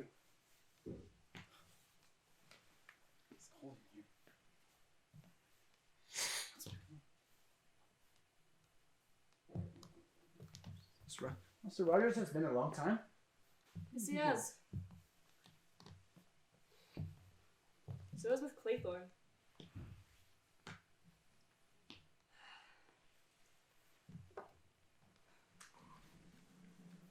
Well, does he want some coffee? He'd rather make himself some tea. What about Dr. Armstrong? You think we should take him something? I can take it up if you like. I'll take it. I want to change. Yeah, shoot. You're gonna catch a cold. I think it would be inadvisable for you to see him, Captain Lombard. He might be scared of you. He might be scared of your revolver. Yes, that revolver. I wanted to have a word with you about that. You should go and change. What were you going to say? I was just wondering why you brought a revolver to what's supposed to be a little social visit. I've led a rather adventurous life. I've got in the habit of taking a revolver about with me. It's a pleasant feeling, having a gun handy. Wouldn't you agree? We don't carry them. Now I want the truth about this revolver. What a damn suspicious fellow you are, Blur. I just know a fishy story when I hear one. Evening, Armstrong. If it's about that revolver, I'd like to hear what you've got to say. Well, I got a letter asking me to come here as a guest of Mr. and Mrs. Owen. The writer said got a reputation for being a good man in a tight spot. There may be some danger, but I'd be okay if I kept my eyes open. I would never have fallen for that. Well, I did. I was bored. Besides, it was an intriguing proposition, you have to admit. Too vague for my liking. That was the whole charm. It aroused my curiosity. Curiosity killed a cat. Yes, quite. Please go change. I'm going, my sweet, I'm going. The maternal instinct, I believe it's called. You're ridiculous.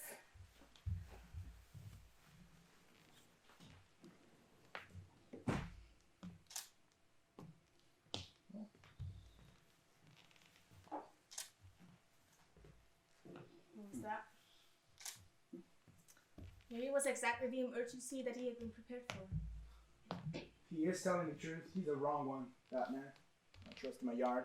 And you're such a good judge of truth. We must get out of here. We must. Before it's too late.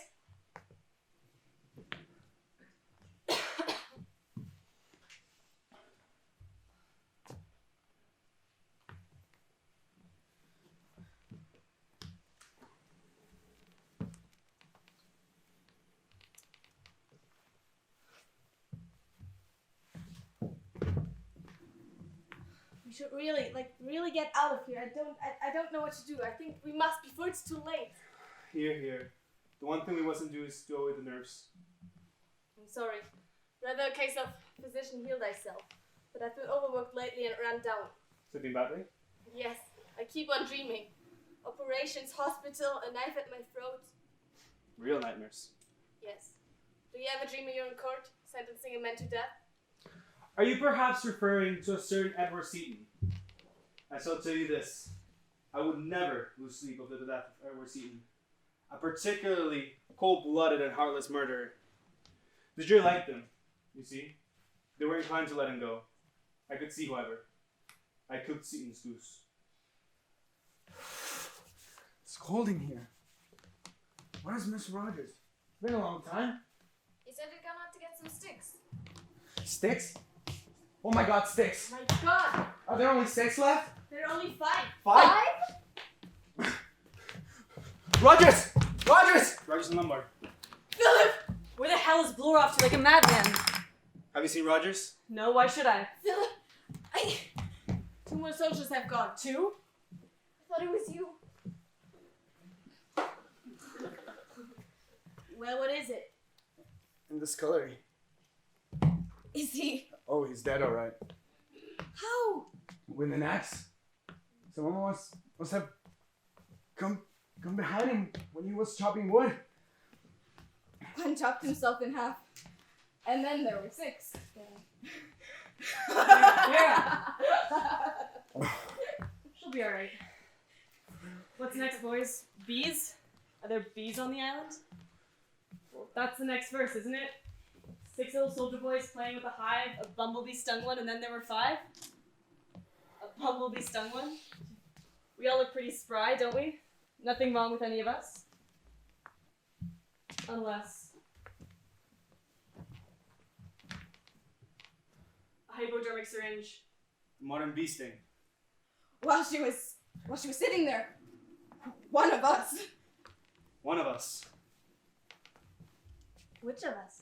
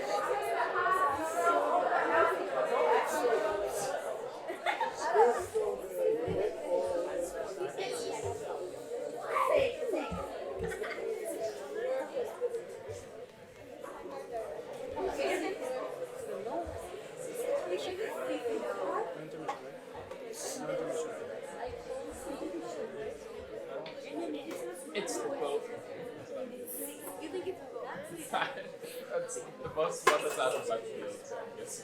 Kyria. Kyria. You wanna do an intermission now? Yes, please. Oh, it's fine. Like 3 minutes intermission. We're just gonna have another 3-minute intermission, so go to the bathroom, maybe have a drink of water if you have that with you. Discuss your theories. Okay,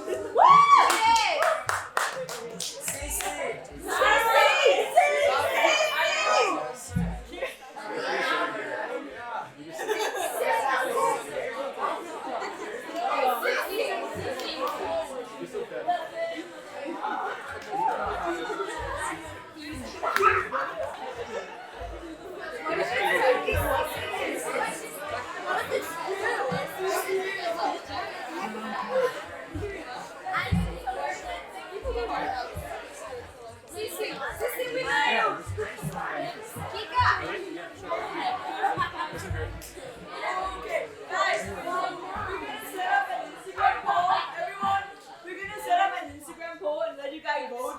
Who do you guys think is the best?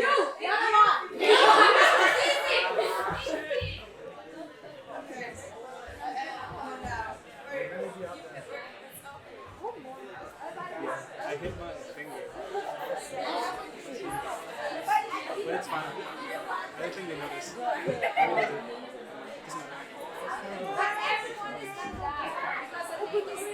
Doesn't say the thing about, I don't think it's you.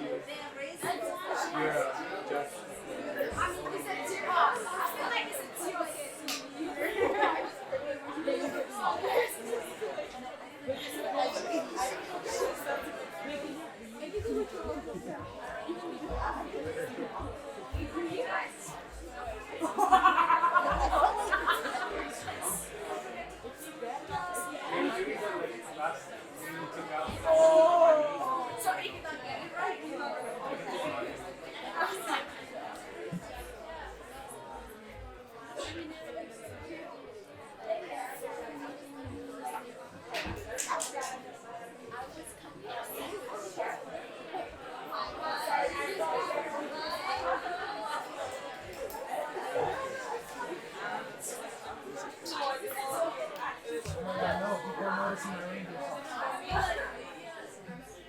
It's Armstrong. It's definitely Armstrong.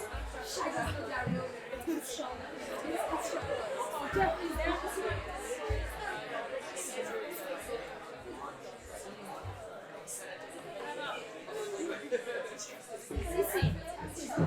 Okay, so guys, to tell the story, theater.isak, the last story, it's like the question in Instagram. It's like, say who's the murderer. So you type it. Let's go, guys. I want to know. So you just answer the story who you think did it. Who killed Emily Brett? Who done One it? of us. Emily. She was the one who died. I mean, Oh, catch up. Just family, only Emily.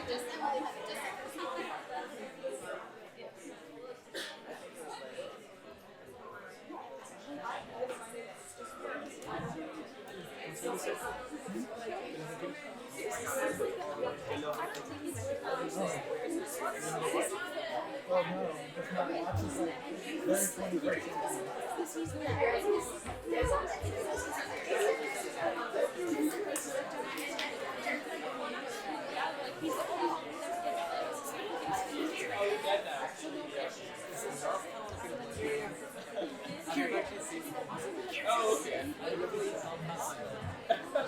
You're like, alright, time to do homework, guys. I'm dead. What time is it? What time is it? 2015. Guys, we're going to start. Everyone, attention, please. We are going to start the last act of our play. We'll soon find out who did it.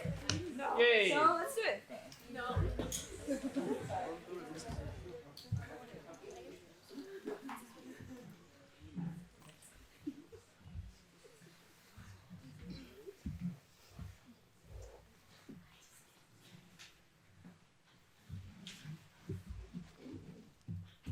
Five little soldier boys sitting in a row, watching each other and Waiting for the blow.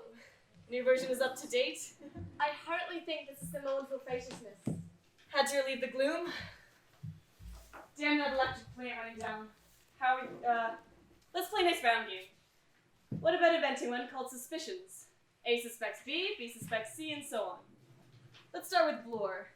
It's not hard to guess who Bloor suspects. It sticks out a mile. I'm your fancy, aren't I, Bloor? Wouldn't say no to that. You're quite wrong, you know. Abstract justice isn't my line. If I were to commit murder, there'd have to be something in it for me. Just saying, you've acted suspicious from the start. Come here, tell us 2 different stories. Now, you say you lost your revolver. I have lost it. Well, that's a likely story. What do you think I've done with it? I suggested myself that you should search me. Oh, you wouldn't keep it on you. You're too clever for that. You mean I've cached it, ready for the next time? Sounds about right. Why don't you use your brains, Bloor? If I'd wanted to, I could have shot the lot of you by now. Pop, pop, pop, pop, pop. That's not the big idea. The crazy touch? My god, man, I'm sane enough. Doctor says there are some lunatics that you never know were lunatics. That's quite true, I would say. We should not just sit here doing nothing. There must be something we can do. Surely there must be something. If we lit a bonfire or... In this weather? I'm afraid it is a matter of time and patience. The weather will clear out, then we can do something. Light a bonfire, heliograph, a signal. A matter of time? We can't afford time. We shall all be dead. I feel the precautions we have adopted shall be sufficient. I'm telling you, we shall all be dead. All but one. He'll think of something else. He's thinking right now. Poor Louise. What was her name?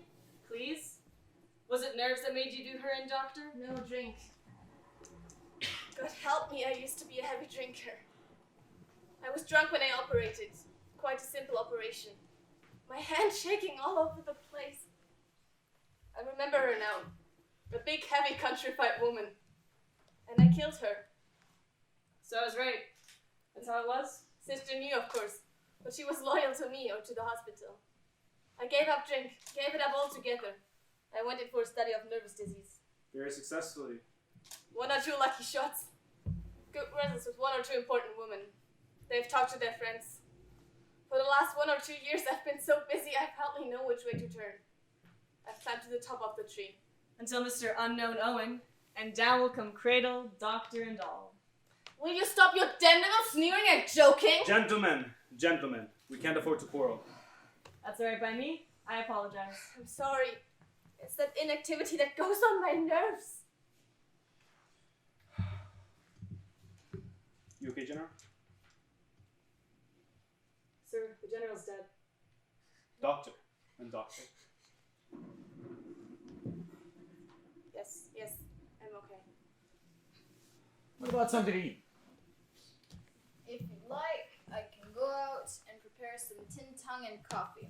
But you 4 stay here. Is that right? Not quite, Miss Claythorne. You see, it might be inadvisable to eat or drink something you prepared out of our sight. Oh. You don't like me, do you? It's not a matter of likes or dislikes. There's very few tricks that will get past you, Sir Lawrence. If you don't mind me saying, you're my fancy. It's not time for any of us to take the luxury of taking offense. I don't think it's Bloor. I don't think he's got the imagination for the job. All I can say is, if it is you, I take my hat off to you for a damn fine actor. Oh, thank you for nothing. I don't think it's a doctor. I don't think he's got the nerve. You've got plenty of nerve, Vera. On the other hand, you strike me as eminently sane. Therefore, you'd only commit murder if you had a thoroughly good motive. Thanks. I thought of something. Splendid. Animal, mineral, or vegetable. That man says he's a police officer, but we've no proof of that. He only said so after the gramophone record, when his name was given. Before that, he pretended to be a South African millionaire. Maybe the police officer is another impersonation. What do we know about him? Nothing at all. He's a policeman, all right. Look at his feet. That's enough from you, Mr. Lombard. Well, now we know where we are. By the way, Doctor, Miss Claythorne suspects you. Yes, she does. Haven't you seen her shoot to her dirty lip from time to time? It all works out quite prettily. I suspect Sir Lawrence, Bloor suspects me, Armstrong suspects Bloor. What about you, sir? Quite early in the day, I had formed a certain suspicion.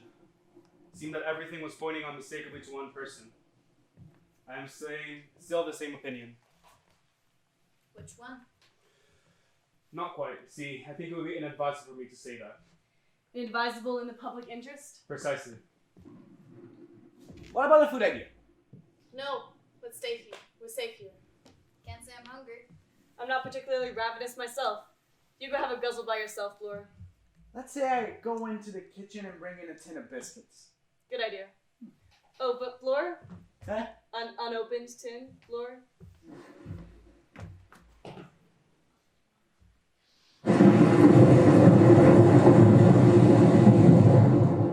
It's only the wind, making the curtains rattle. What do you think happened to the bathroom curtain? The one that Rajas missed? By the wildest stretch of the imagination, I cannot see what a homicidal lunatic would want with a scarlet oil silk curtain. Things seem to have been disappearing. Miss Brent lost a skin of knitting wool. So the criminal, whoever they are, is a kleptomaniac, too. How does it go? 5 little soldier boys. Going in for law, one got in chancery. In chancery? But how would that apply? Unless, of course. Precisely, my dear young lady. That's why I'm sitting right here. But I'm casting you for the role of murderer, not victim. Some could apply to a boxer. Perhaps we'll start a free fight. That seems to let you out, my dear. That awful rhyme. It keeps going round and round in my head. I think I'll remember it till I die. Mr. Blor's been a long time. I suspect the big bad wolf has gotten him by now. I've asked you before to refrain from your particular sense of humor, Captain Lombard. Sorry, sir. Must be a form of nervousness. Huh? Hands up, search him.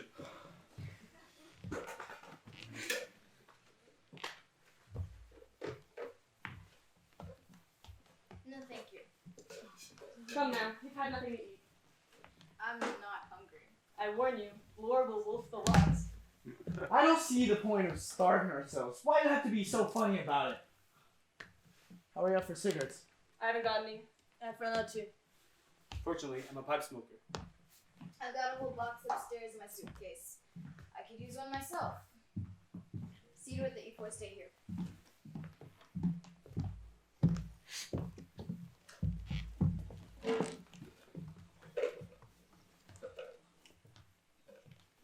Not bad, this biscuit. Where are they? Cheese? Cheese and celery. That girl ought to have had some. Her nerves in a bad state. I would disagree with you, Doctor. She strikes me as an eminently sane and remarkable young lady. So that's your idea? That she's the guilty party? Hardly likely. A woman? You and I, Doctor, see women in a slightly different light. What does anyone say to spoil whiskey? Good idea. Providing we tackle an unopened bottle.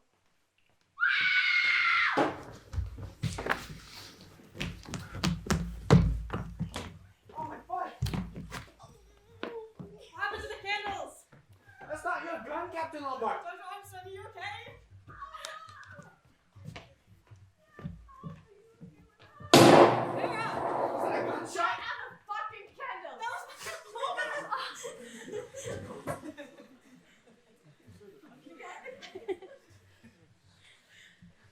Lord, what the hell? Where's the light go? I'm just bumping you. Don't be so funny about it. Philip? Philip, where are you? I've lost you. I'm here. Why can't we have some light? It's awful in the dark. You don't know where you are. You don't know where anything is. It's that damn draft on the stairs, blowing it on the candles. Here.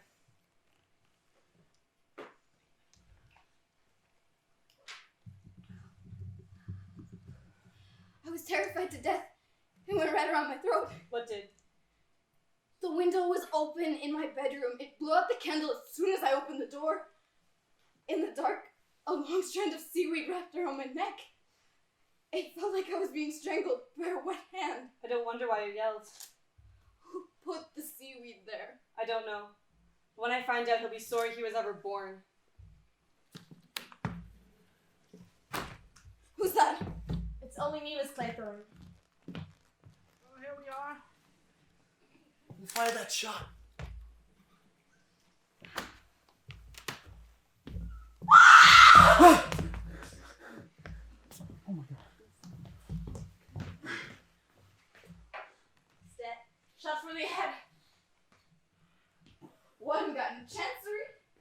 And then there were 4. Miss Claythorne. Vera. You got me out of the way. You got me to go upstairs for cigarettes. You hung the seaweed in my room. You did it all so that you could kill that helpless old man in the dark. You're mad. All of you. Crazy. That's why you needed the scarlet oil silk, the knitting wool. God, let me out of here.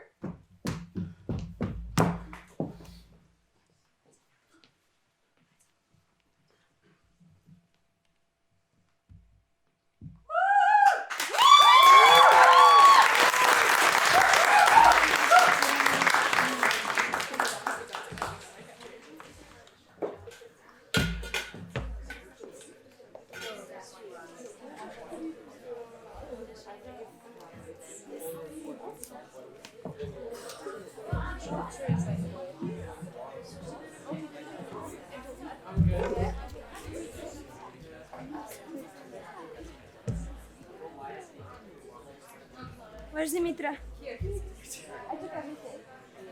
Yeah. I don't know what we have to put in.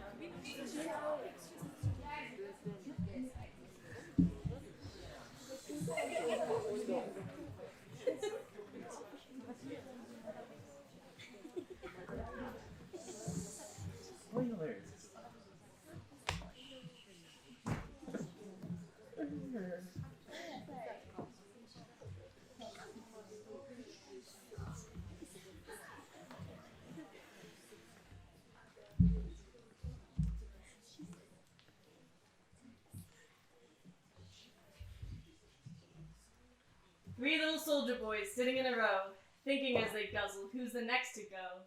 Philip. That's alright, Miss Claythorne. I don't mind joking on a full stomach. I must say, I was hungry. All the same, I don't think I shall ever fancy tin tongue again. I was wanting that meal. I feel undermanned. We've been nearly 24 hours without food. That does lower the morale.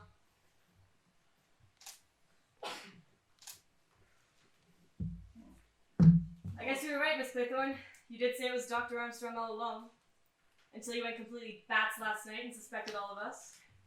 Seems rather silly in the light of day. Very silly. All very circumstantial.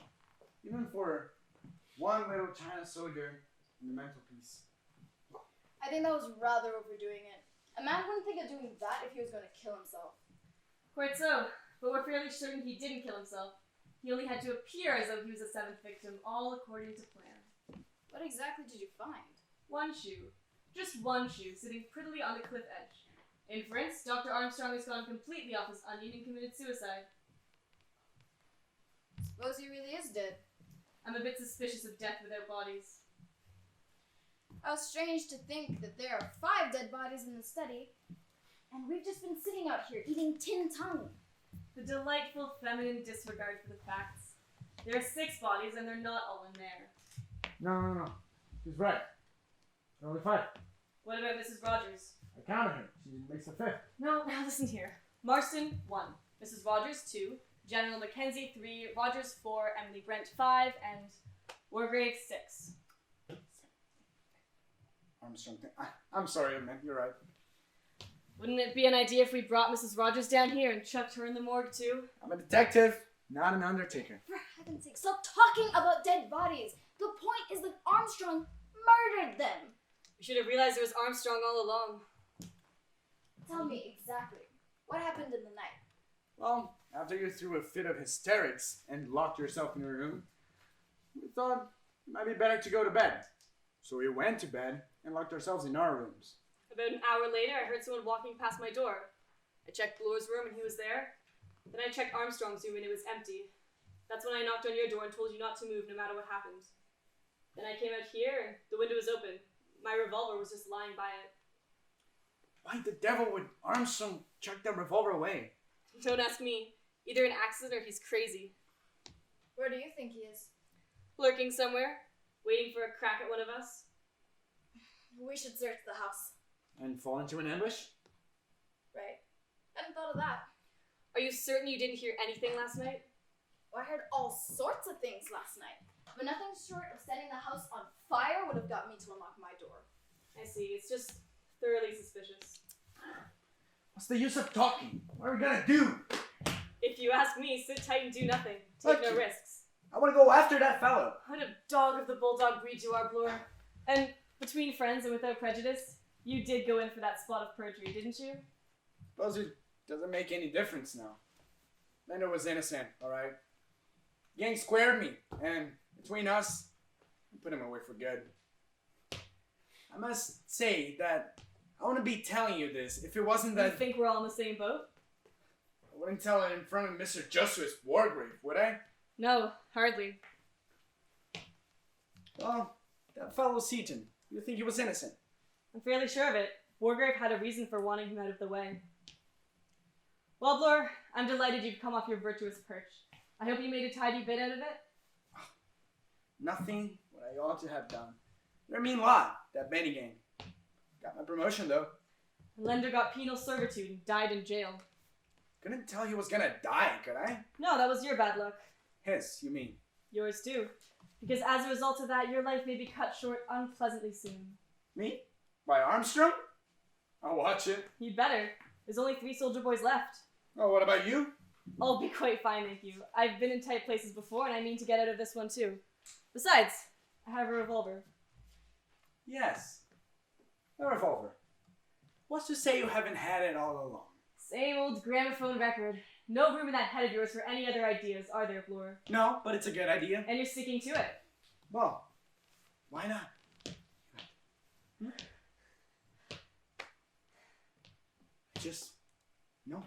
I think that if you lost a revolver, that's very funny. And you want me to just throw it away? Well, that's the square thing to do. I said I'll go through the house. If I'm willing to do that, will you lend me the revolver? No, I won't. It's my revolver and I'm sticking to it. Then you know what I'm beginning to think? You're not beginning to think it, you square-headed flatty. You thought it last night and you've gone back to your original idea. I'm the one and only UN Owen. Is that it? Well, I wouldn't say no to that. Well, think what you damn well please, but I'm warning you. I think that you're both acting like a pair of children. Sorry, teacher. Of course, Captain Lombard isn't the unknown. The unknown Owen is Dr. Armstrong, and I'll tell you one very good proof of it. What's that? Think of the rhyme. 4 little soldier boys going out to sea. A red herring swallowed one, and then there were 3. Don't you see the subtlety of it? A red herring? That's Armstrong's pretended suicide. But it's only a red herring, so he isn't really dead. That's very ingenious. In my mind, it's definite proof. You see, it's all mad because he's mad. He takes a queer, childish pleasure in making everything follow the rhyme. Dressing up the judge, killing Rogers when he was chopping sticks, getting Emily Brent with a hypodermic needle when he may have just as easily drugged her. He has to make everything fit. And that might give us a pointer. Where do we go from here?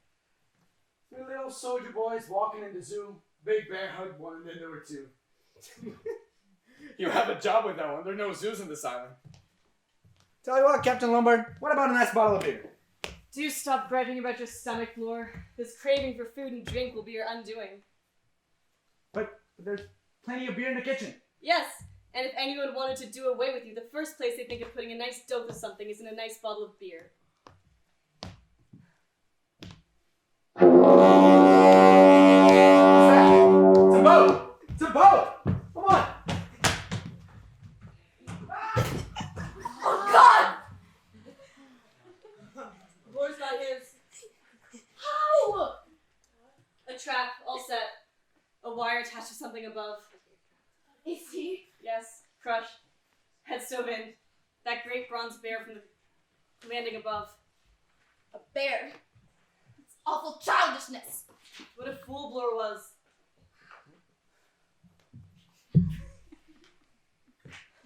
He's gonna get us. He's gonna get us. We'll never get off this island. Yes, we will.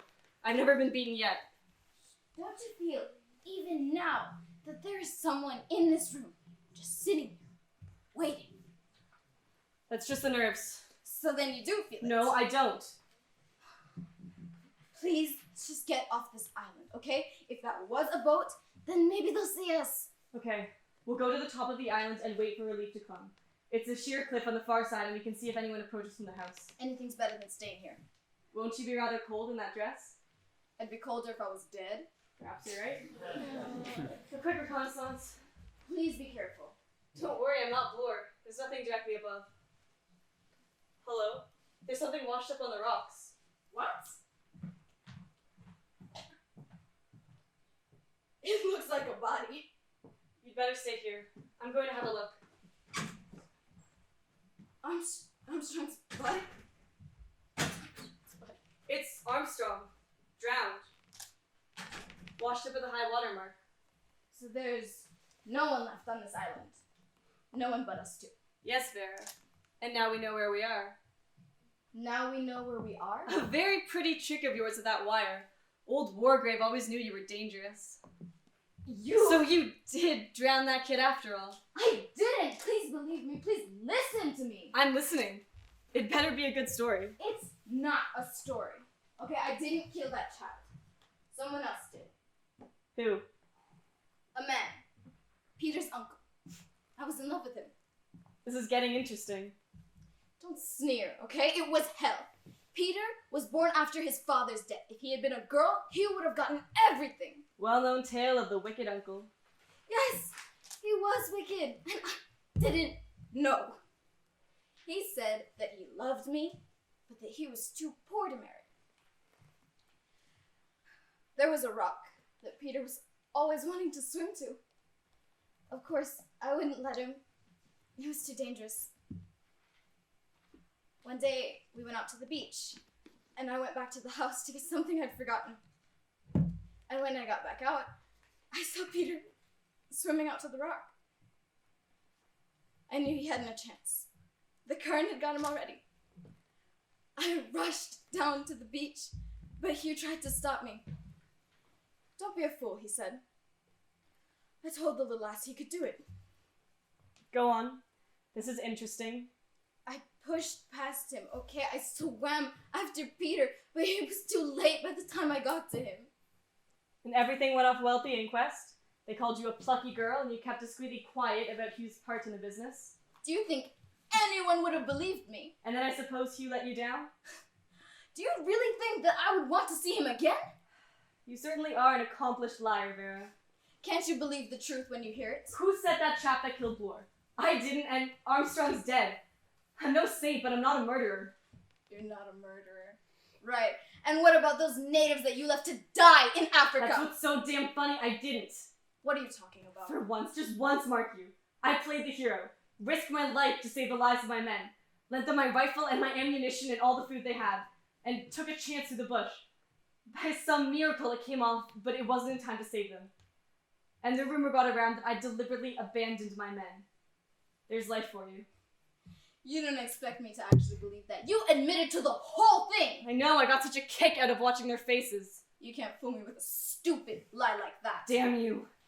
Why didn't I see it before? It's right there in your face. The face of a killer. You can't fool me any longer. Oh no. You cunning little devil. You come one step closer and I'll shoot. You, young, lovely, and quite mad.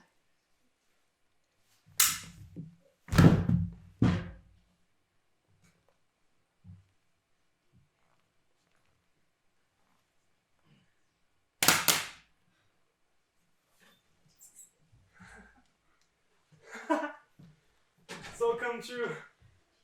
My 10 little soldier boy rhyme. My rhyme. My rhyme. Silence in the court! If there's any more noise, I'll get this court cleared. It's right, my dear. This is a court of justice. You'll get justice here. You thought I was a ghost. You thought I was dead. Armstrong said I was dead. That was a clear part of my plan. Said we trapped the murderer. He'd fixed up my supposed death so I should be free to spy upon the guilty one. Came out that night to meet me by the cliff. Sent him over with a push. He sold my red herring alright. You know, Vera Claythorne, all my life I've wanted to take life. Yes, to take life. Had to get what little enjoyment I could get out of sentencing the guilty to death. But that wasn't enough. I wanted to take life with my own hands. With my own hands! Silence in the court! Somebody help me! Somebody help me! Tony Marston first, then Miss Rogers, Barberton and the Brandy. Mackenzie, stab! Good Rogers to an axe as he was chopping sticks. doped Emily Brand's coffee so she wouldn't feel the hypodermic. Booby trap for Glor. Glor was always a fool. I knew it was so easy to get Glor. Returning that revolver though, that was a clever touch. Made the end so much more interesting. Always knew you two would suspect each other. The question was, who would win out? I always banked on you, my dear. I always did. Prisoners at the bar. Have you got anything to say why the sentence should not be passed upon you? Vera Claythorne, I sentence you to death. Stop! Stop! I'm not guilty! I'm not guilty! That's what they all say. Must plead not guilty. Unless, of course, you're going for the verdict of insanity. But you are not mad. I am mad. But you are not. I swear to you, I am. I'm innocent. I never wanted to kill that child. I didn't kill him. You're a judge. You're supposed to know when people are lying and when they're telling the truth. So you didn't drown that boy after all? Huh. Interesting. Not that it makes much of a difference now, does it, Lombard? What? Oh, I can't spoil the end of my little soldier boy rhyme. One little soldier boy, left all alone. He went and hung himself. I must have my hanging. My hanging!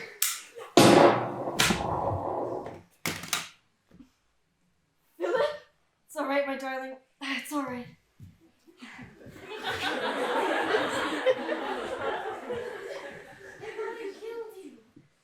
Guess I couldn't get out of this one.